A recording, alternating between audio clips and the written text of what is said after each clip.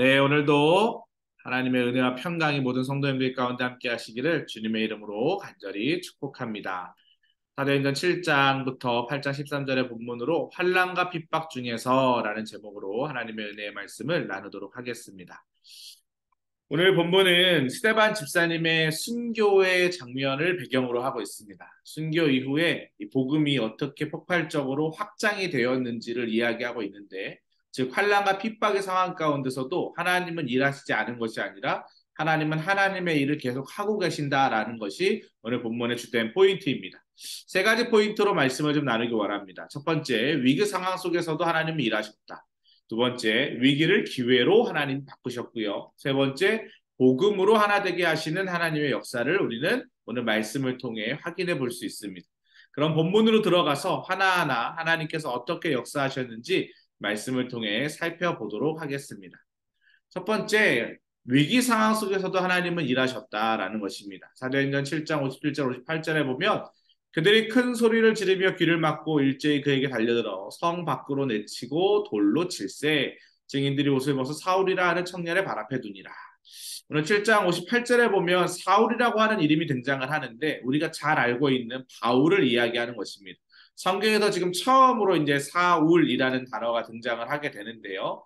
이 사울이 처음에 회심하기 전, 그러니까 사도행전 지금 7장의 본문을 읽었는데 9장에 보면 전반부에 다메섹 도상에서 예수님을 만나서 회심하는 장면이 나오죠. 그 이전에 사울은 예수 믿는 사람을 핍박했던 일에 앞섰던 선두주자였던 사람이었습니다. 그래서 그 스데반의 시체를 사울의 발 앞에 두었다라는 표현은 아주 상징적인 그런 표현입니다. 초대교회에서 이 스데반의 영향력은 상당했습니다. 원래 일곱 집사를 뽑을 때 6장에 보면 구제와 봉사활동을 위해서 사실 일곱 집사를 뽑았죠. 근데 스데반은 말에 능한 사람이었어요. 좀 뒤에 가보면 이제 바울의 동역자였던 아볼로라고 하는 사람이 등장을 하는데 아볼로와 비슷한 캐릭터다라고 생각하면 좋을 것 같습니다. 그래서 말씀을 전하는데 은혜와 권능으로 막 기적과 표적이 나타나는 겁니다. 또 지혜와 성령 충만을 통해서 제사장들이 그의 말함을 능히 감당하지 못할 정도로 훌륭한 그런 역할을 감당을 합니다. 그런 스데반이 제사장들의 간교와 모함으로 어떻게 됩니까? 돌에 맞아 순교를 당하게 돼요. 그러니까 이제 교회 입장에서는 큰 위기를 맞이하게 된 거죠. 그런데도 그런 상황 가운데서도 그 환난과 핍박 중에서도 하나님은 위기 속에서 일하신다라는 것입니다. 어떻게 일을 하셨느냐? 하나님은 스데반이 순교를 당할 때 하나님께 자신을 죽이는 사람들의 용서를 구하는 그 모습을 통해 사울에게 그 모습을 보게 하셨습니다. 하나님은 신실한 일꾼 스데반을 통해서 어떻게 보면 그를 천국으로 이제 데리고 가시면서 사울을 사용할 준비를 하셨다라는 것입니다.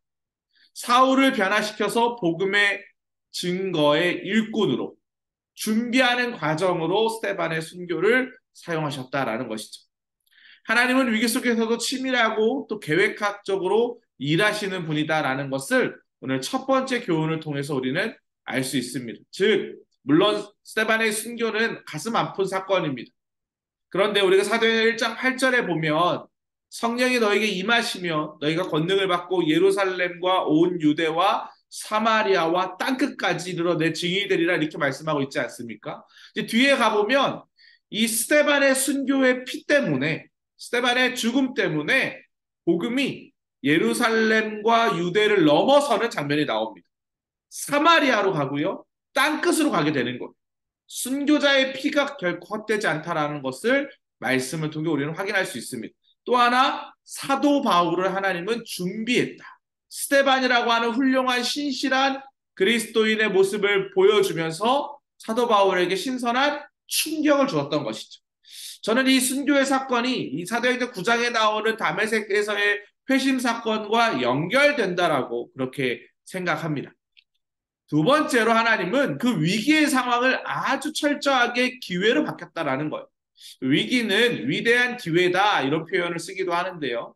사울이 교회를 전멸할 때 각 집에 들어가 남녀를 끌어다가 옥에 넘기니라. 그 흩어진 사람들이 두루 다니며 복음의 말씀을 전하였어요. 한번 생각해 보십시오. 사람들이 지금 스데반이 순교를 당하니까 예전에는 이 사도들만 괴롭혔는데 이제 모든 성도들이 핍박의 대상이 됐습니다. 그러니까 이제 사람들이 뿔뿔이 흩어지는 거예요. 예루살렘에서 머물 수가 없어요. 왜? 모여 있으면 핍박을 당하니까 흩어지는 겁니다. 도망가는 겁니다. 도망가면 숨을 것 같은데 그들이 뭘 했다고 되어 있어요? 복음의 말씀을 전했다. 스데반의 순교 사건과 예루살렘 교회의 흩어짐은 초대교회에 경건한 사람들이 큰 위기였습니다. 박해가 거기서 끝나지 않았어요. 왜?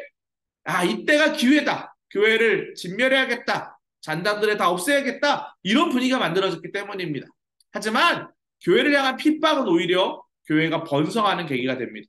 우리나라 초기 기독교 역사도 마찬가지입니다. 교회가 핍박을 당할 때 오히려 교회가 성장했습니다. 오히려 지금 현재 2023년을 살아가고 있는 우리들의 현실을 보십시오. 핍박하는 사람들이 없습니다. 복음의 제한이 없습니다. 그러니까 교회는 더 오히려 흔들리고 쇠퇴하는 것을 볼 수 있습니다. 신앙생활은 핍박의 상황 가운데서 견디는 것이다라는 생각을 해보게 됩니다. 고난과 핍박을 피해서 수많은 사람들이 하나님의 백성들이 흩어졌습니다. 그런데 거기서 흩어지는 것으로 멈추지 않고 열정적으로 복음을 전했습니다. 예수님께서 귀신을 쫓아내시고 중풍병자 못 걷는 사람도 고쳐주신 것처럼 8장에 보면 빌립 집사님은 사마리아로 들어갔습니다. 사마리아 성에서 복음을 전했습니다. 사마리아 성에 큰 기쁨의 역사가 일어났어. 또 구브로 사람, 구레네 사람들은 수리아 안디옥까지 가게 됩니다. 그곳에서 또 교회를 세웁니다. 그 수리아 안디옥 교회는 후에 사도 바울의 복음의 전초 기지가 됩니다. 하나님은 위기와 고난을 역전시키셔서 복음이 더 퍼져나가게 하는 기회로 바꾸셨습니다. 우리의 인생에도 위기가 있습니다. 어려움이 있습니다. 때때로 힘듦이 있습니다. 부침이 있습니다. 하지만 하나님은 거기서 끝내지 않는다라는 것을 꼭 기억하시기 바랍니다. 그 시간을 통해서 하나님은 더 위대한 일을 이루어 가실 것입니다. 우리가 자주 인용하는 말씀 있죠? 환난은 인내를, 인내는 연단을, 연단은 소망을 이루려 함이라. 환난이 있기 때문에 소망의 하나님이 더 크게 보이는 것입니다. 우리 하나님은 문제보다 크신 하나님이시다라는 것을 꼭 기억하시기 바랍니다. 마지막 세 번째로 복음으로 하나 되게 하셨다. 빌립이 사마리아 성에 내려가서 그리스도를 백성들에게 막 전파합니다. 그 무리가 빌립의 말을 들었어요. 그리고 행하는 표적도 보았어요. 그랬더니 한 마음으로 그를 따랐다라고 기록되어 있습니다. 빌립이 보낸 복음을 전해준 그 사마리아 사람들, 역사적으로 유대인들과 사마리아 사람들은 상극입니다. 부딪히는 수밖에 없는 오랜 갈등 관계에 있었어요. 이 유대인들은 사마리아 사람들이 인정하지 않았거든요. 왜냐하면 구약에 보면 이 사마리아 성을 수도를 하고 있는 북이스라엘은 721년에 아수르라고 하는 대제국에 의해서 망하게 되거든요. 그 아수르의 포로 정책이 서로 이주를 시켰습니다. 아수르의 사람들을 사마리아로, 사마리아에 있는 사람들을 아수르로. 이주 정책을 하니까 어떻게 됩니까? 결혼을 하게 되죠. 그러니까 혼혈 민족이 되어버린 거예요. 그러니까 유대인들 입장에서는 인정을 할 수가 없는 겁니다. 그래서 이것이 예수님의 시대까지 거의 700년 이상을 역사적으로 봤을 때 유대인들은 사마리아 사람들을 천대하는, 멸시하는, 성경에 보면 개같이 여겼다 이런 표현들도 있잖아요. 그런 상황으로 가게 된 겁니다. 그런데 빌립이 그들에게 복음을 전함으로 이 유대인들과 사마리아인 사이에 견고했던 장벽이 서서히 무너지기 시작했다는 거예요. 복음은 사마리아인들 위에 군림했던, 또 오늘 마술사 시몬에 대한 이야기도 나오는데 그 마술의 권세도 무너뜨렸습니다. 막강한 권세를 누렸던 시몬 역시 복음의 능력 앞에, 권능 앞에 굴복할 수밖에 없었어요. 교회는 세상에도 없는 복음의 능력을 가지고 있습니다. 우리는 복음의 능력을 전하는 사람들입니다. 우리 안에 복음의 능력이 있습니다. 우리는 세상을 이길 수 있는 힘을 가지고 있습니다. 하나님은 복음의 능력을 통해 막힌 담을 허시고 악의 권세를 무너지게 하십니다. 그리고 하나님의 나라에 참된 평화를 이루십니다. 사랑하는 성도 여러분, 복음으로 하나 되시길 축복합니다. 속회 안에서 복음으로 하나 되시길 바랍니다. 속회 안에서 먹는 것으로 끝나면 능력이 없습니다. 반드시 예배를 드리시기 바랍니다. 속회 안에서 찬송 부르고, 속회 안에서 말씀을 나누고, 속회 안에서 예배를 드리시기 바랍니다. 예배 안에 복음이 있습니다. 복음의 능력이 있어야 속회가 살아있는 것입니다. 식사 문화로만 끝나면 능력이 없습니다. 하지만 교회 공동체와 세상 공동체가 다른 것은 우리 안에는 복음이 있습니다.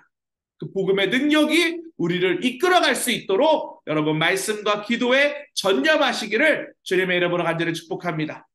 올해 스테반 집사님의 순교는 분명 환난과 핍박이었습니다. 하지만 그 하나님은 그 상황 가운데서도 일하시고 있으심을 우리는 오늘 말씀을 통해 확인했습니다. 여러분의 삶의 자리 가운데도 하나님이 날마다 일하고 계심이 증명되고 증언되는 그런 인생 되시기를 주님의 이름으로 간절히 축복합니다. 오늘도 우리 말씀 붙잡고 기도했으면 좋겠습니다. 위기를 기회로 바꾸시는 하나님을 믿게 해달라고 기도합시다. 또 교회를 위해서도 기도합시다. 속회를 위해, 교회를 위해, 특별히 이번 주일에 있을 사람 사랑 생명 사랑 걷기 캠페인을 통해 생명이 살아나는 역사, 당일 날씨와 상황과 여러 가지 또 이후의 후속 조치들, 법안들, 또 생명 존중에 대한 예산들 우리나라에서 잘 산 영혼을 소중하게 여기는 분위기가 만들어지게 해달라고 함께 기도해 주셨으면 좋겠습니다. 주여 믿습니다 하시고 함께 기도하겠습니다.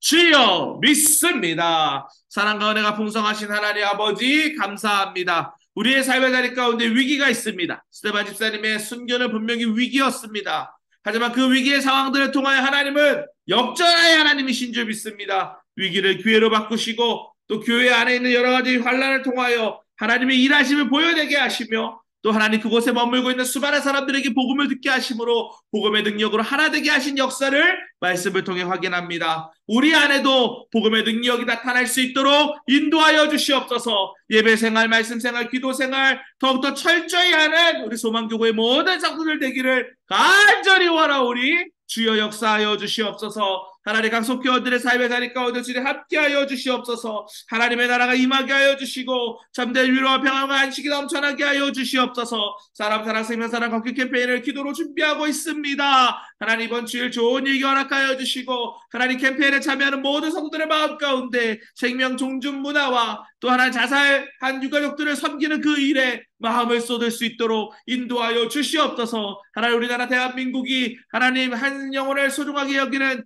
하나님 그런 나라 되길 간절히 원합니다. 예산과 법안도 잘 정립되고 또 잘 책정되어서 한 영혼 살리는 귀중한 나라 될 수 있도록 도우시고 인도하여 주시옵소서. 하나님께서 그렇게 역사할 줄 믿사오며 예수 그리스도의 이름으로 기도합니다. 아멘. 아멘. 이와 같은 은혜가 우리 모든 성도님들과 함께 하시기를 주님의 이름으로 간절히 축복합니다.